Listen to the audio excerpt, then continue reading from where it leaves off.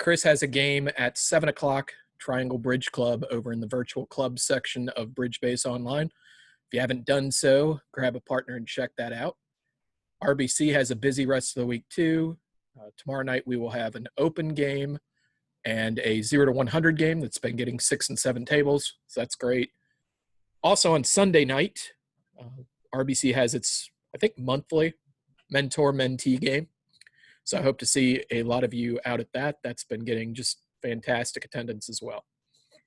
So the idea today, I think here at the start, we're going to review some of the tools that I've given you to help improve your game, to help train.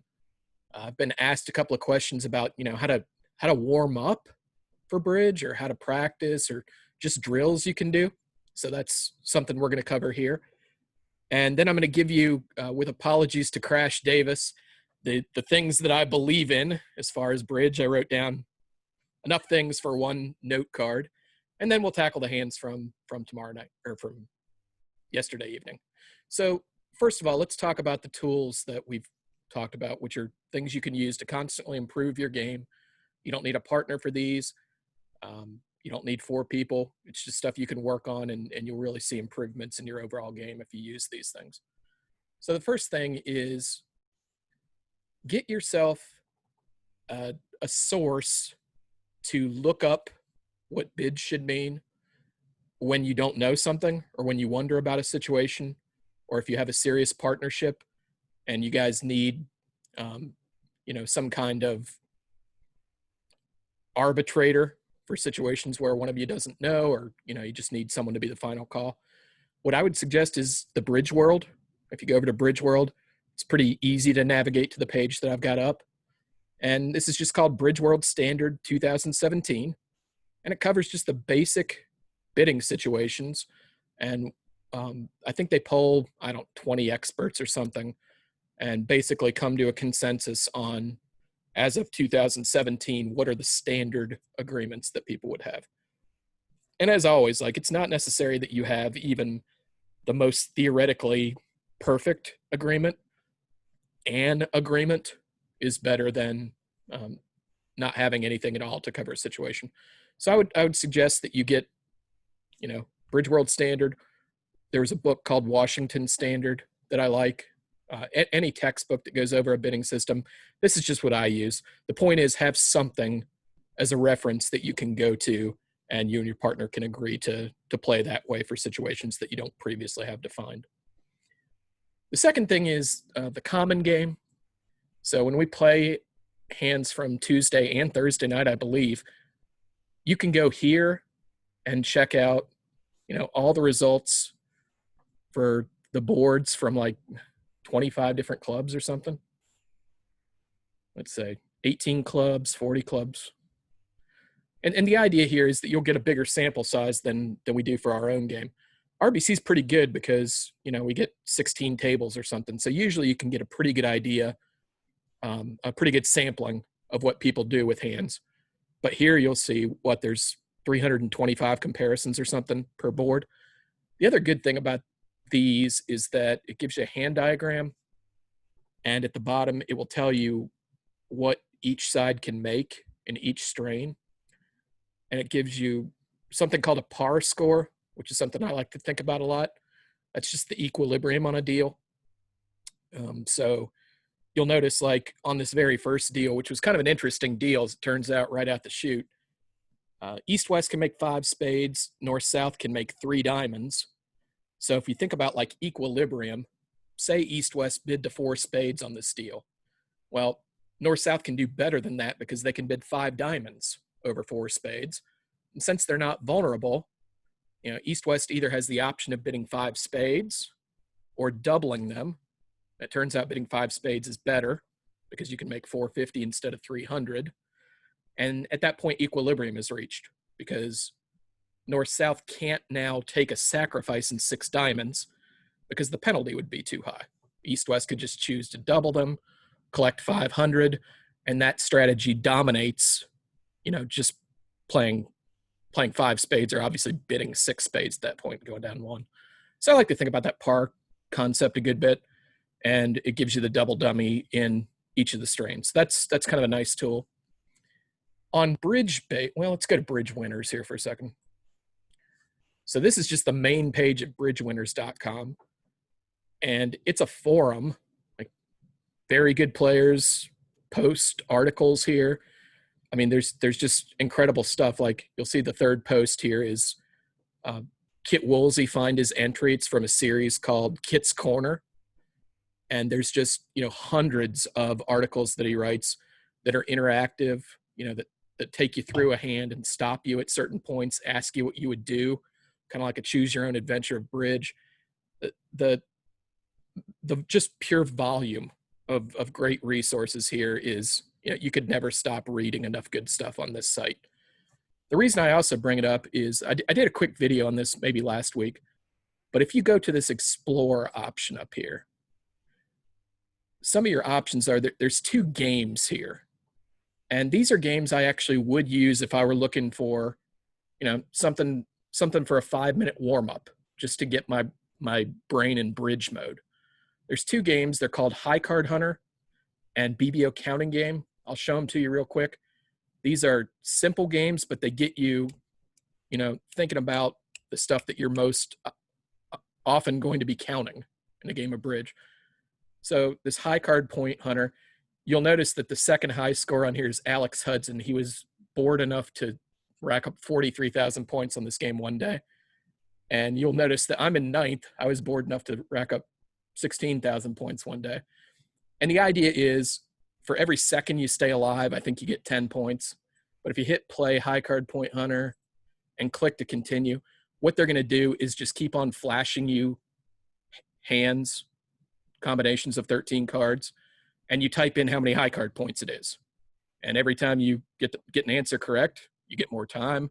If you don't get it correct, it dings you.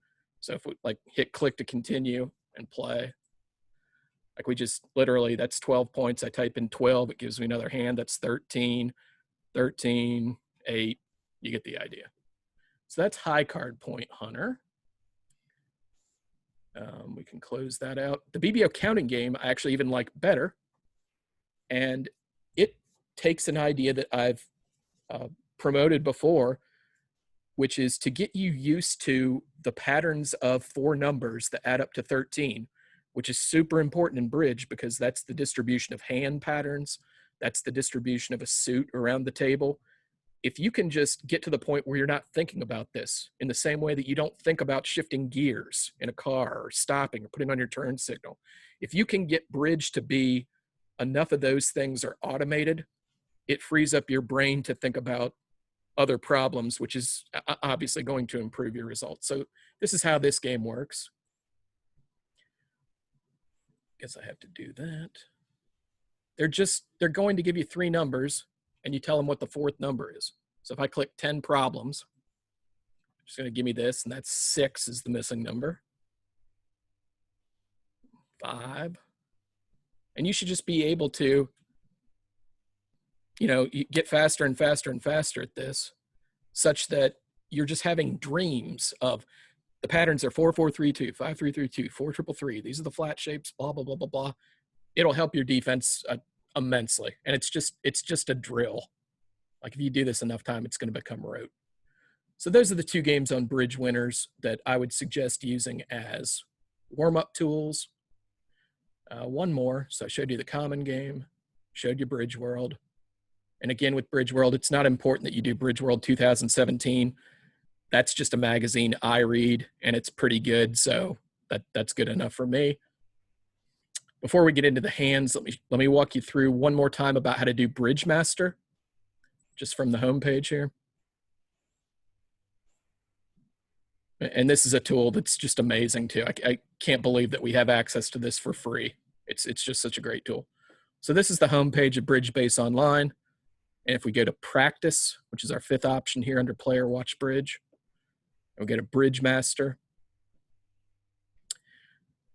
we can select a level from beginner all the way up to world class. There are 90 deals there, it looks like. In the beginner, there are, there's between 75 and 100 deals, something on that order, for each of these different levels. And in case you haven't seen them before, we'll start with the very first deal and show you what this looks like. And this isn't about bidding. It's just about declare play. So they give you an auction. Sometimes that's important. And you're playing 3-0 on this hand. They lead the 10 of spades. You count your tricks, because that's one of the items on my index card. Count your tricks, count your tricks, count your tricks. You count your tricks. You've got 2 hearts, 4 clubs, 2 diamonds, and you need to develop a 9th trick. And when they lead a spade and you have queen and 1, opposite jack third, that's a trick if you play small from the dummy. If you make the mistake of playing, like high from the short side, might kind of be your instinct if you don't think about it too much. The problem is, well, I'll show you the problem. They win the high honor and they shoot one back, right? And now this guy cashes enough spades to beat you. And at the point that you go down, so that's 5 tricks for the defense, it just says contract failed. So either I can figure it out on my own. Oh yeah, I've got to play small from the dummy at trick 1. Or if I get frustrated enough, and trust me, it doesn't take getting to the world-class problems before I get to some of these problems where I'm just like, I give, let me see the movie. You can hit show solution, and it will walk you through, like, look, there are 8 top tricks. Notice that the movie is literally counting your tricks. Every single movie you go through, it counts your tricks. I can't stress enough how much you got to count your tricks. The defense is attack spades, threatens to take 5 tricks. South can guarantee a stopper, and then at the same time ensure developing a 9th trick by simply not playing dummy's queen at trick 1. And, that develops your 9th trick. Anyway, for all of these 400 or 500 deals, which go up in escalating difficulty, a little bit at a time, there's a movie like this, and you can challenge yourself with this. Like, if you can get through these problems, if you can plow through these problems, you're just going to, again, I know it might be a little bit boring, but you're going to see so much of an improvement on your declare play. You're going to see it popping up all over the place. Okay, so that's Bridge Master. I think that is the end of the tools that I suggest. So you've got the 2 games on Bridge Winners. You've got Bridge Master. Get yourself a reference, and let's talk about the hands from last night. Oh, I've got to give you my index card. My things I believe in. Opening light within reason. So if we're balanced, I'm opening all 12 counts, and tactically speaking, like when I'm not vulnerable, or if I've got a 5-card suit, or if I've got a ton of 10s and 9s, I'm opening 11 counts when balanced also. As far as unbalanced hands, I'm going to tend to be opening if I have fewer than 7 or fewer losers. It's so much easier to make a non-pass bid if it's close. That is, tactically speaking, so much more of a winning action than passing and trying to get back into the auction later. Just have an agreement and a sense of humor with your partner that, look, we're going to adopt a style where if it's close, we open. I think that's winning bridge, and most expert players, like people who are way, way better than I am, agree with that. And basically all I'm doing when I'm, sending you guys suggestions and information, I'm just looking at what the people who are better than I am, what they do, and then I just copy it. That's all you have to do, kind of. Another thing I believe in, preempts that are based on seat number. So I want to be in an odd seat number, ideally, and that is only because of the preempting odds.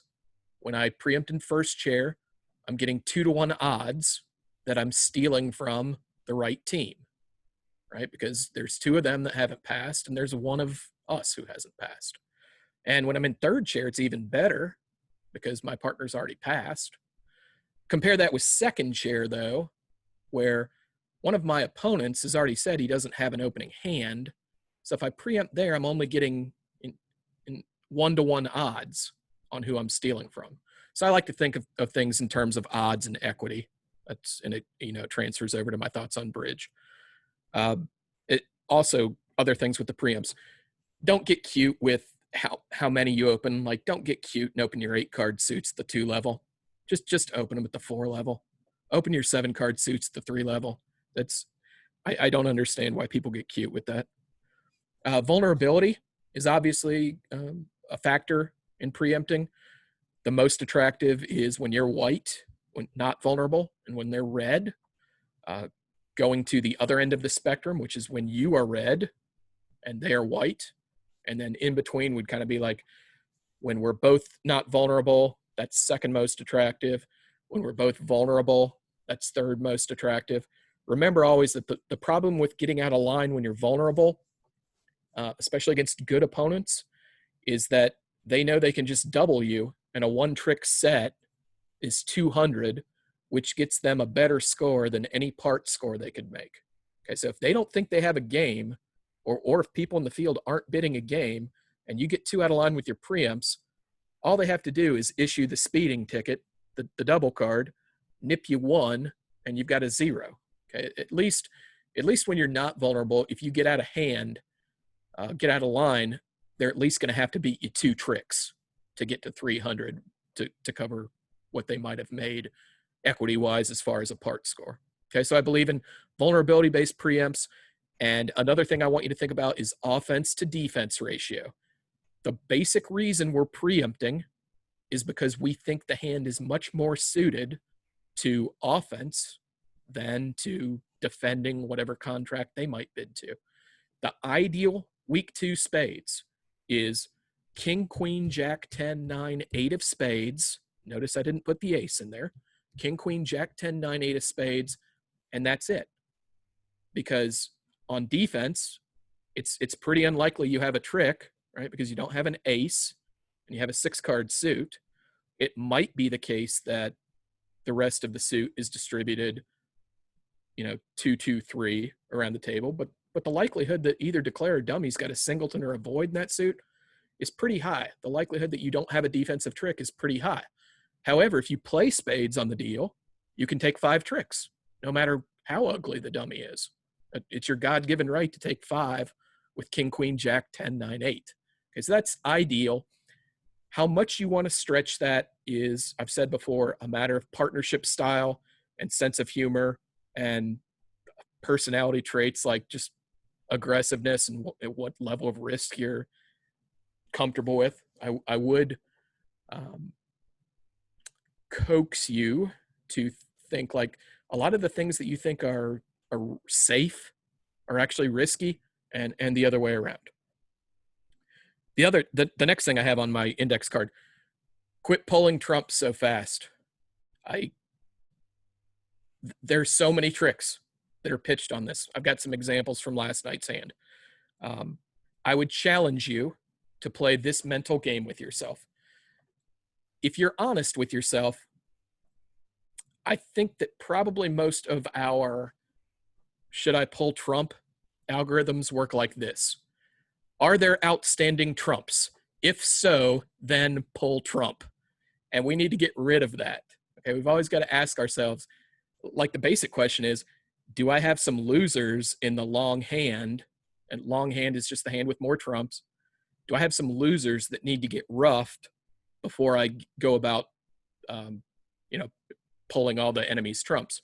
Because if you just have that knee-jerk reaction of, oh my gosh, there's outstanding trumps. I remember once I didn't pull them and they trumped something and it left a scar. If we change our algorithm from that to, do I need these trumps for something else? You're going to score a lot more tricks. And another thing I believe in that we'll get to later on is making over tricks. You've got to make all your tricks at pairs scoring. It's so important. So that blends into the next one. The concept of making is arbitrary. Match points doesn't care one bit if you go plus 400 in 3 no trump making 3 when the rest of the room is in 4 hearts making 5. You will get the same 0 for plus 400 that you would have gotten for minus 1400. You've got to quit being satisfied with making things or have that even be your goal. because usually it's not your goal. Next thing, use your Q bids. Find opportunities to use bids of the opponent's suit to show good hands with support for your partner. That can be when partner opens. It could be when partner overcalled. Okay, when they bid a suit, 9.9 times out of 10, we don't need bids of their suit to literally mean I want to play that suit as trumps. Okay, so those bids are sitting there idle. Put them to use. The main general use is partner, I have a good hand for you, and I have support for whatever suit that you've bid. Losing trick count is something I believe in. Don't have the time to go over exactly how to do that, but when you have a fit with your partner, losing trick count is a pretty darn good tool to estimate how many tricks you should take. And I talked about in opening light, I'm not on my shapely hands, on my distributional hands, I'm thinking in terms of losing trick count. I'm not thinking in terms of high card points. High card points are for balanced hands. Play the card you're known to hold is a big one that can pop up. We've got an offensive example and a defensive example from last night. But the bigger umbrella theme there is you are not in the business of sharing information with the enemies. Kick that habit.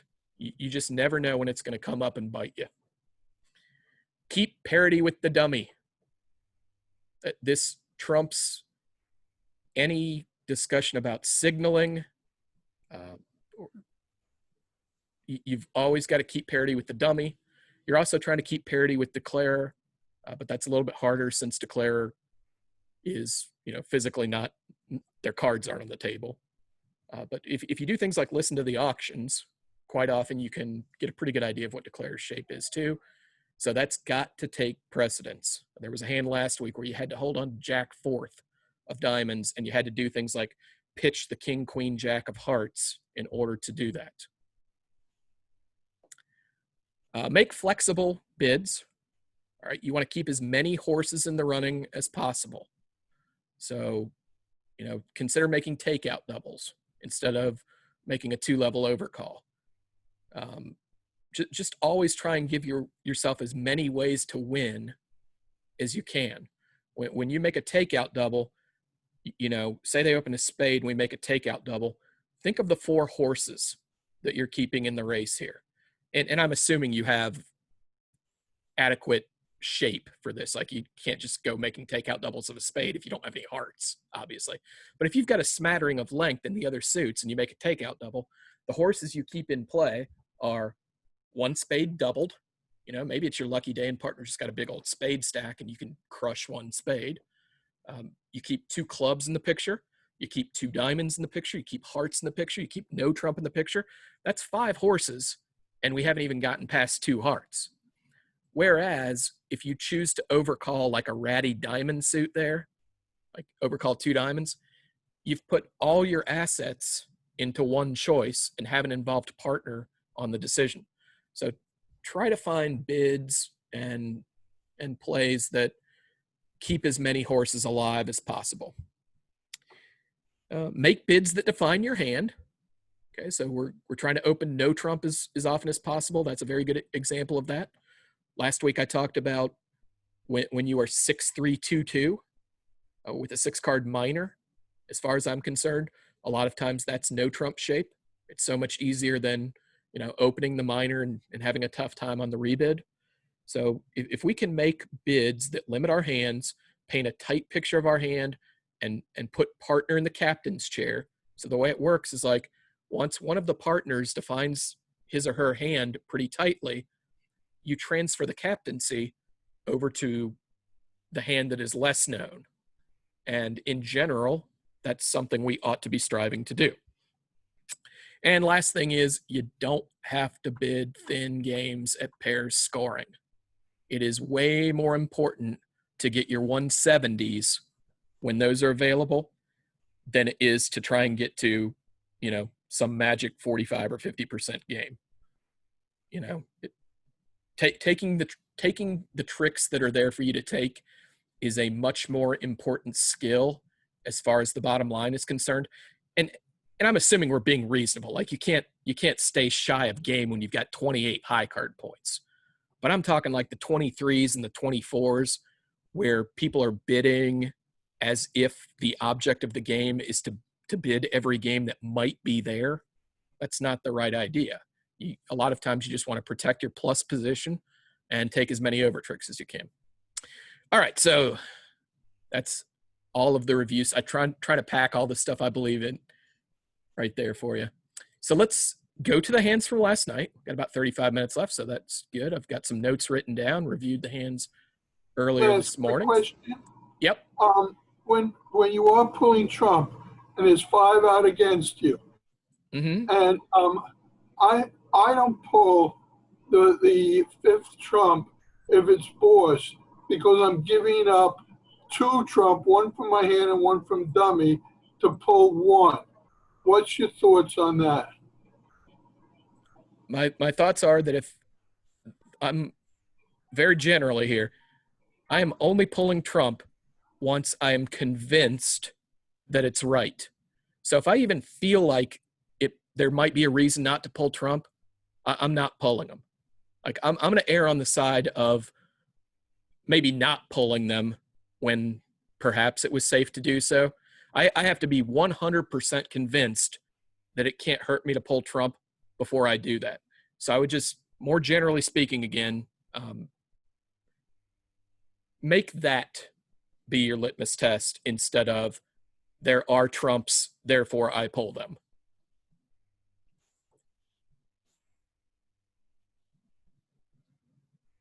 All right, so let's select deal source. 7/2/20 does not sound like it. There we go. July 21st, 2020, the common game. And redeal. All right, here we go. These are the hands from last night.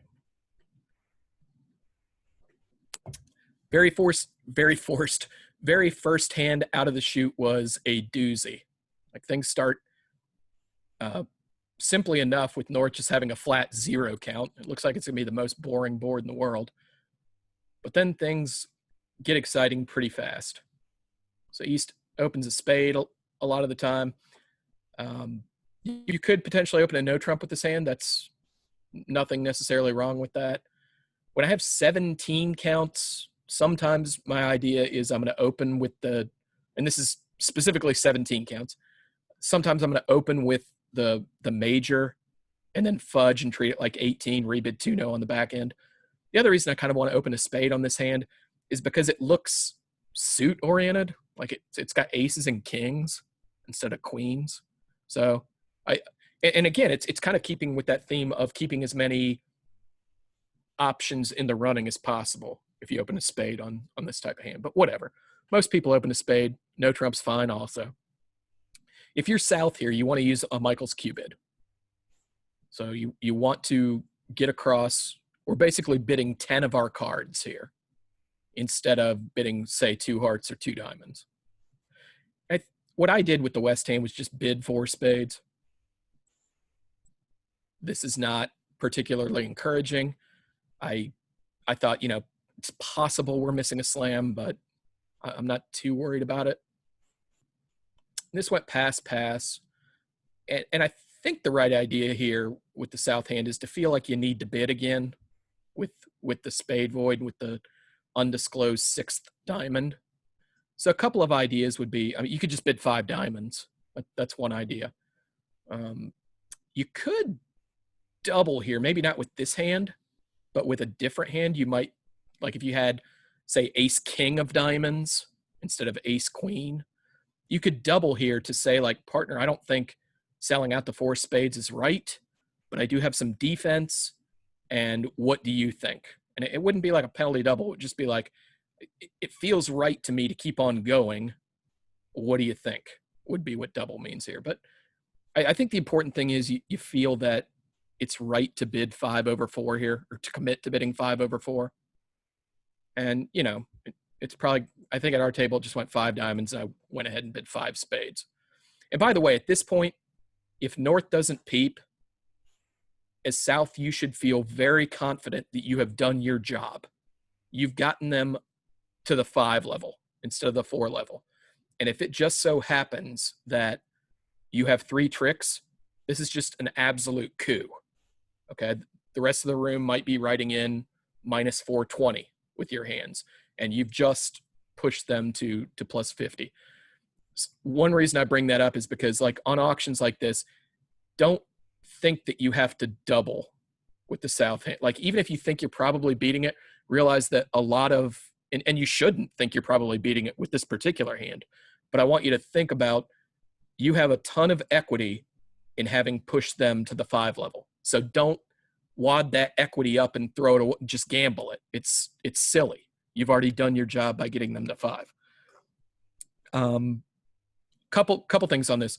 So if you are East, and let's just say they lead the Jack of Hearts, and honestly, there's nothing to the play on this hand. Once they lead a heart, you're just making 6. They have to cash their 2 aces, or Dummy's diamond is going away on the second heart. And look, like on this deal, it doesn't really matter what you do. It's just going to be all over real quickly. But when the first trick goes Jack, Queen, 2, and you've got Ace, King, ask yourself which card it is that the defense knows you hold. They know you hold the ace, right? It's possible that South led the Jack from King, Jack, 10, say. Just get in the habit of playing the card you're known to hold. These cards are equivalent. Don't give them superfluous information, okay? One other thing I want to talk about here.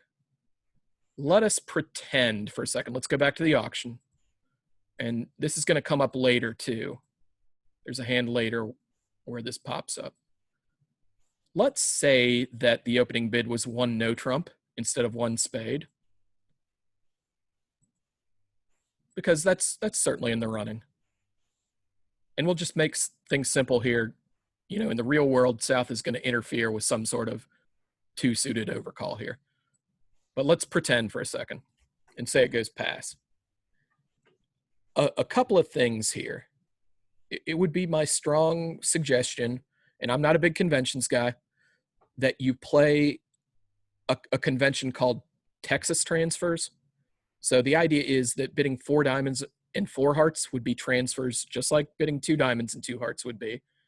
And when we bid at the 4 level and then just pass, like we bid at the 4 level with hands that know they want to play exactly 4 hearts or 4 spades. And if we want to give partner a mild slam invite, like, look, if you've got the perfect hand, which would basically be like if you've got aces, if you've got the queen of trumps, the king of trumps, like those would, if you've got a maximum high card point wise, those would be things to look for. But if you wanted to treat the West hand as, look, this is a hand where I'm going to commit to 4 spades, but I also want to tell partner that if he's got a magic hand, maybe we have a slam here. The idea would be to bid 2 hearts, partner bids 2 spades, and then on the back end we bid 4 spades. Notice that we didn't ask him his opinion on how many spades he had. So logically, like this pattern has to show at least 6 spades. But this is the way we would say, I've got just a teensy bit of interest in slam. And if we didn't have that interest, if we're playing Texas, we can just bid 4 hearts immediately. Partner takes the transfer to 4 spades, and we're out of Dodge. All right, that's hand 1. Let's move on to hand 2.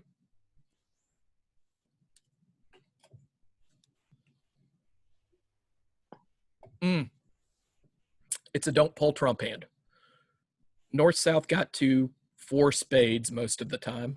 I mean, it's going to go pass, pass, pass. 12, 14, 17, 19, they open a club. You know, pass a spade, pass 4 spades. This is an auction I've talked about. This auction shows specifically 18 to 19 balanced with 4 spades. The hand that was just shy of being able to open 2 no trump. If you had distribution what would probably happen here is that you'd be doing something like splintering if you play those. So this particular auction shows 18 to 19 balanced.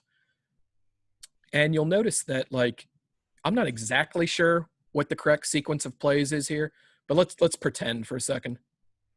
Let's say they lead, this is the only sequence in the hand. I realize that North bid it, but I think this is what I led. Went Jack of clubs. Remember, if you are East here, you want to encourage this, right? You don't want partner shifting to any other suit. The Jack implied the 10, and you want to say, hey, I've got help for you here. So if you're playing standard signals, the idea is the 7. At this point, like I count my tricks. I've got two clubs, a diamond, 4 spades, at least 1 heart, but there's all kinds of work to be done. Like, I'm not sure what's going on the hand yet. There's a bunch of things I want to do. Like, I want to lead a heart towards the king queen twice so that I can get 2 heart tricks if the ace is on my left. I might want to lead a diamond to the queen to get a second diamond trick if the king of diamonds is on my left. I might want to rough diamonds in the north hand. I might want to rough clubs in the south hand. And like, you got to realize that it's kind of monsters under the bed to think that they're going to be able to, trump winners a lot of times here. Like, no one did any bidding. The hands tend to be balanced when that's the case. It's not like you have like some 8 or 9 card side suit and you're worried that those are breaking 3-1 or 4-0 or something. So you've got time on this hand. You don't have to rush to pull these trumps because it helps you sleep at night. I'm not interested in sleeping at night. I'm interested in scoring 680 instead of 650. Okay, so I'm not even exactly sure why I'm not pulling trump. I just don't pass that test of it is 100% right to play trump here because I got stuff to do. I want to lead a heart towards the king at trick 2. Right? I might want to lead a diamond towards the queen, and I might want to rough clubs. I noticed a couple people who pulled trump immediately. And by the way, I mean, this is a common malady. Everyone in the room pulled trump. And I don't think it's right. But there were people that ended up losing the 2 clubs. Like they pulled the trump, and somehow in the end game, they needed a way back to their hand and used the last trump, ended up losing the 8-6 of clubs. There were a lot of things that went wrong on this hand. All right, let's move on to 3. This one's pretty simple. It goes pass, pass. There couldn't be a more textbook 2-no trump opening bid than what North's got. You have 21 balanced. Open 2-no trump. There's just no debate on this. You've got to be opening this hand 2-no trump. I saw some people opening a club in the field. Not sure what that's about. If it's about not having hearts stopped, wad that idea up and put it in the trash can right now. There's no catching up. There's no convincing partner that you have 20 to 21 balanced if you don't open the hand with 2-no trump. Okay. And one quick point about the defense here. So East is just going to make a 4th best heart lead. That's, speaking of textbook, like if you did anything other than lead the 4th best heart here, you've got a bigger imagination than I do. Notice too that this is kind of the situation as the first bridge master problem. Like as soon as they lead a heart, North-South is entitled to 1 heart trick as long as you don't make the mistake of like playing the Jack at trick 1. So it went low, 3rd hand high. At this point, North-South, it must come to a heart trick. And just a quick reminder, when you are returning partner suit and you have a doubleton, the idea is to return the higher of 2 cards. If we had 3 cards remaining at this point, we would lead the lowest. So we're trying to help partner figure out how the suit is distributed with which pip we return. Okay, we return the 9 of hearts here. At this point, when you're East, like if you're counting, we had 14 points. There were 20 to 21 on our right. You got to do this exercise every time they tell you how many high card points they have. Dude on my right said he had 20 to 21. I have 14. Okay, that's already 34 or 35 points accounted for, which leaves the dummy with 5 or dummy plus partner with 5 or 6. There's 2 jacks in the dummy, at least partner with 3 or 4. And I just saw the king of hearts. So partner is now dead. Partner can't have anything left.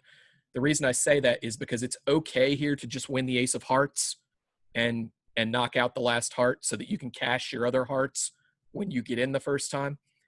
If your hand weren't so good, like take away one of the aces, such that you can predict that partner might still have an entry, it might be the right idea on a hand like this to say, partner won the king, returned the 9, now I see the queen on my right, and to keep communications with partner, I'm actually going to duck this trick so that if he's the first one to get in, he'll still have a heart to cross to my hand. Okay. Here, that doesn't really come into consideration because you can totally predict that partner's broke. Just wanted to bring that up as something to keep in mind for a different hand. Let's go to board 4.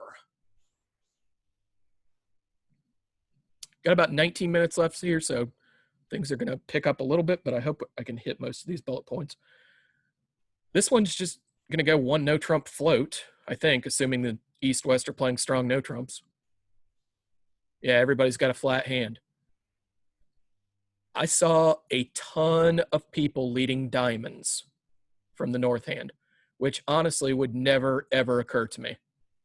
Like if I lead a minor on this auction or on 1 no trump pass 3 no trump, I can't remember the last time I led a 4-card minor against this type of auction. And the reason is dummy didn't use Stayman, dummy didn't transfer. The expected major suit length for the defense is heavily biased upwards on this auction type. So I would just be leading the 2 of hearts against this auction, and that'll work fine. We'll get our heart suit set up. If I choose to lead a diamond, okay, let's see what our double dummy thinks here. I think everything's leading to 1 over trick. If I choose to lead a diamond, there's a couple ways I could do it. I could lead 4th best. I guess that's fine. Like I said, I'm not touching this diamond suit on opening lead. But if I choose to lead one of the big diamonds, it's important to have an agreement with partner that one of the ace or the king, so like the simplest agreement you can have is the ace asks for attitude, just because A and A, like mnemonically, it's the easiest thing to remember. So if I led the ace here, I would be asking partner to give me an attitude card, and with 3-2, the idea if you're playing standard signals is play the 2. And at that point, I've actually got time to shift to a small heart. You'll notice that a lot of the cards now say 2 over tricks, whereas the small hearts can still hold the contract to the 1 over trick they were entitled to. And use the other card, like the king card, to either get count from partner or to unblock a high card. Okay, so that would be the idea. Like if you had ace, king, jack, 10, 5th, maybe, you might lead the king. And the idea would be partner, either please play the queen or tell me how many you have so that if I don't see the queen in the dummy and you don't have it because you didn't play it, I can work out how many times it's protected in Declare's hand so I can figure out whether to cash out or not. Anyway, saw a lot of like diamond leads and saw a lot of like ace, king, and another diamond. And at that point, they make tricks that they're not entitled to. So to give you an idea about that, and again, back to the idea of making contracts is arbitrary. If we go to the score slip here, so this is, if we go to other tables for board 4, look at what 150 gets you. 150 is 2 over tricks. That gets you an 87%. 120 gets you a 43%. So there's like literally almost half a board of difference between holding it to 1 over trick and allowing it to make 2 over tricks. And if you're down here making just your contract and you feel good about it, that feeling should be short-lived because it's 10%. So 90's 10%, 120's 43%. 150s 87%. Please, if there's one thing you take away from me, it's the value of over tricks at match points. You've got to take your tricks, sometimes even risking contracts. And on defense, you got to do the flip side of it, right? You got to hold the over tricks. All right, board 5.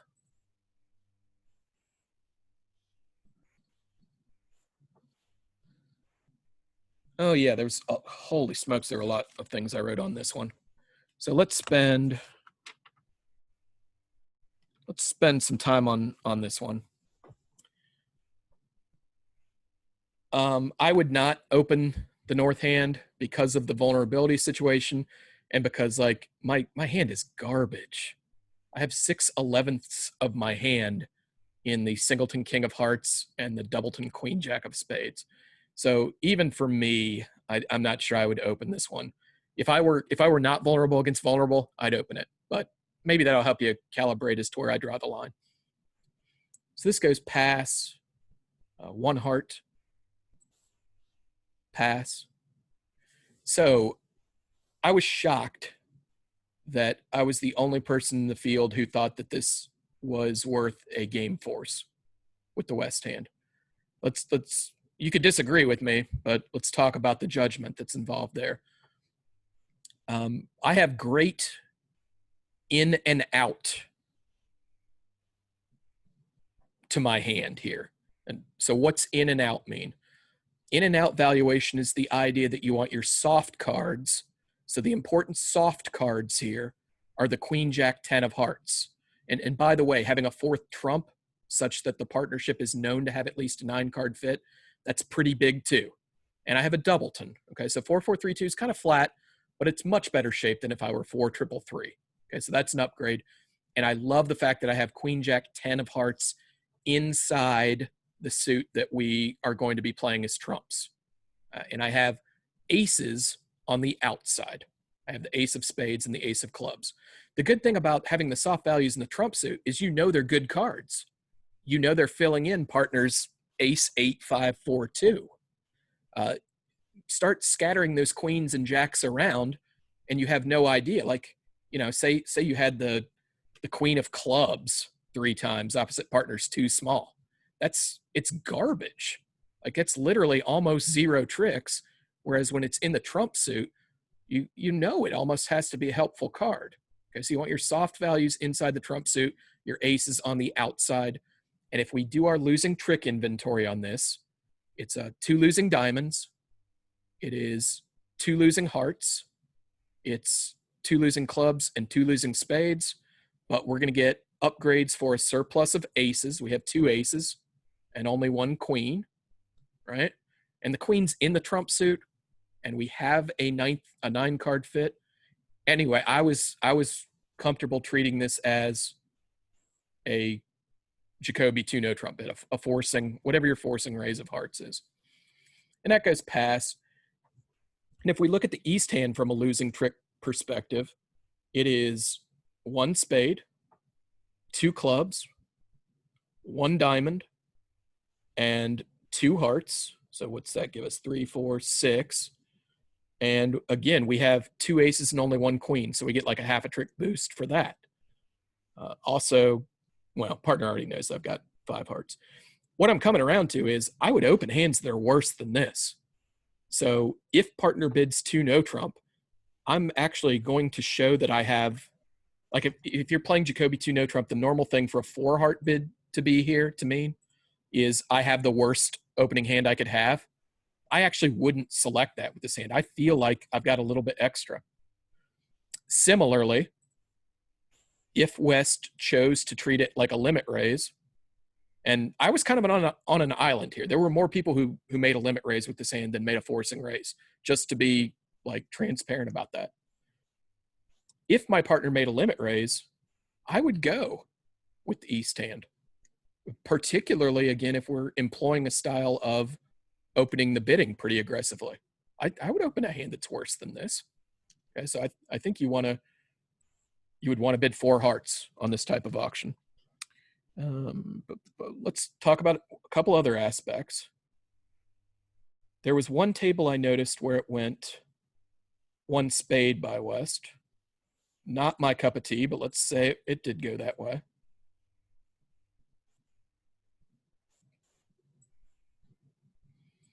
And by the way, like when I say things like it's not my cup of tea, like I'm not trying to pick on anyone.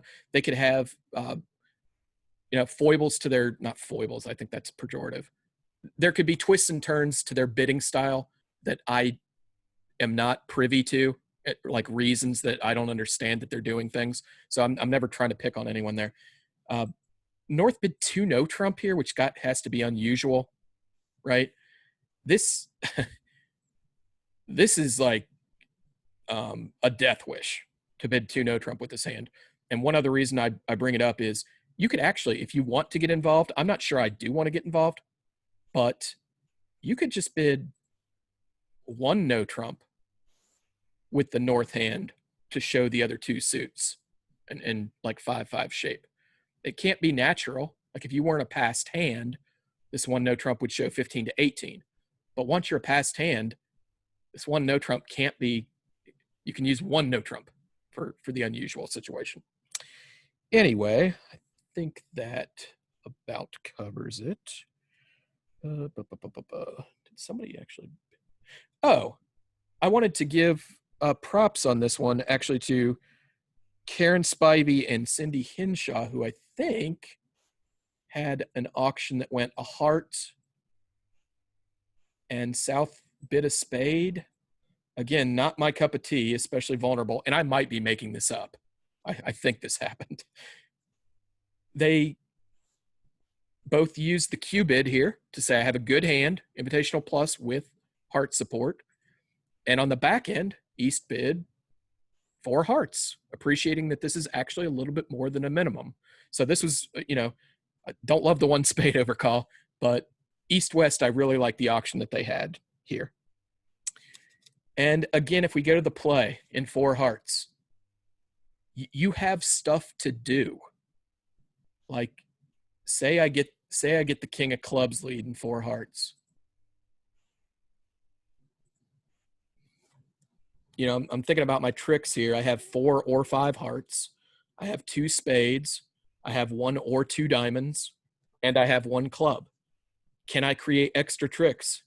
You bet I can. I can rough diamond losers in the dummy with some of dummy's trumps. But if I start pulling trumps willy-nilly, I'm going to exhaust myself of trumps. So I can definitely foresee that I'm going to need dummy's trumps to rough diamonds, and therefore I'm not going to play trumps right away. So the play might look something like this. You win the ace of clubs. And again, you could actually signal encouragement here. Always signal with the loudest card. Your partner led the king. That shows the queen. So you can actually say it's safe to keep on leading this suit. Like you're not leading into the jack if you lead another one of them. The first thing I would do is lead a diamond. Okay, and North can just, I realize that if North plays low here, technically East could play the 8 and it would win. But that's not happening in a million years. You can just play second hand low here. And we would take the finesse. Okay, sweet, that works. And we'd start setting about roughing these diamonds before we pull the trump. We've got jobs for those queen jack 10 3 of hearts that mean we're maybe going to have to delay drawing trump. I brought this up for one last point on this hand, which is a defensive point. As North here, declare knows you have the king of diamonds. Okay, like either you've got the king of diamonds or your partner had a stroke and didn't win the king of diamonds on the first round. Declare knows you've got that card. And by the way, you've got 2 equivalent cards to it in the jack and the 10. Once the queen and the ace are played, the king, jack, 10 are all the same thing. Put the one that he already knows you've got on the table. The king of diamonds should already be on the table here. Not the 6 or the jack or the 10. That's so weenie. Play the card that you're known to hold. You're not in the business of giving them extra information. All right, I think that beats 5 to death. Let's go to 6, have 1 note on it.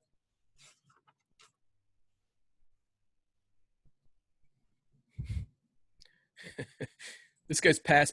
I feel pretty strongly that you ought to open the West hand with 1 spade. I don't love the vulnerability situation, but I do have the boss suit and I have hearts as well. So I want to go ahead and get the bidding started here, force them to bid at the 2 level if they want to bid.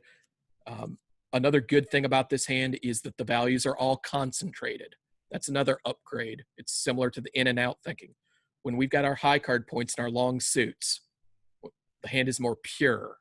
That's an excuse for bidding. So it goes 1 spade. North needs to act here. Okay, you've got the unbid major. You've got 4 hearts. You got a pretty good hand. Please make a takeout double with this hand. Like, I know it's not ideal because you have only ace king of clubs. Keep in mind that partner's not going to go out of his or her way to bid a minor. And if she does bid 2 clubs, like, it's probably not the end of the world. You do have the best doubleton in support that you possibly could have. Make a takeout double. I saw a couple of bids in the field of 2 diamonds. Guys, you can't overcall 10, 6, 4, 3, 2 at the 2 level. Like, I don't care how good your hand is. Find some other call.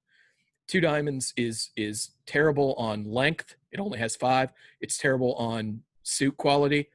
It has the potential of losing the heart fit if one exists. I realize this time partners only got 1. But if we bid 2 diamonds here, we're just violating so many rules. We're not following the rule of making the flexible call. And partner's going to think something like, partner's going to fall in love if they've got, say, queen third of diamonds, thinking that that's really filling in your hand. And when you have 10 fifth and partner leads that suit or goes nuts and gets aggressive in the bidding and finds you with 10 fifth, like, they're going to quit leading your suits for one thing, and they're going to quit being able to evaluate their hand because you've overcalled anyway, it's totally the wrong idea to overcall 2 diamonds with this hand, in my humble opinion. Let's go to 8.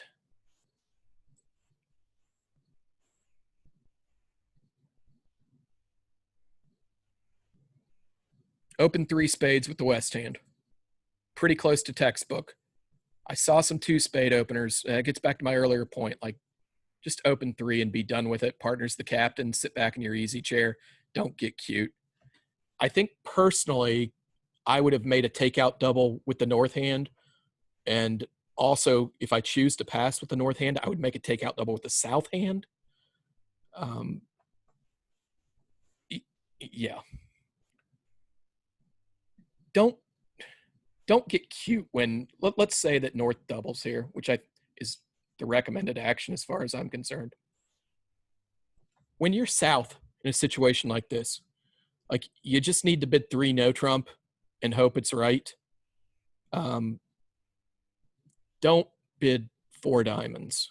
The problem with bidding 4 diamonds here is that's the same bid you would have made with, potentially, I guess, maybe only 4 of them, and potentially with no hand.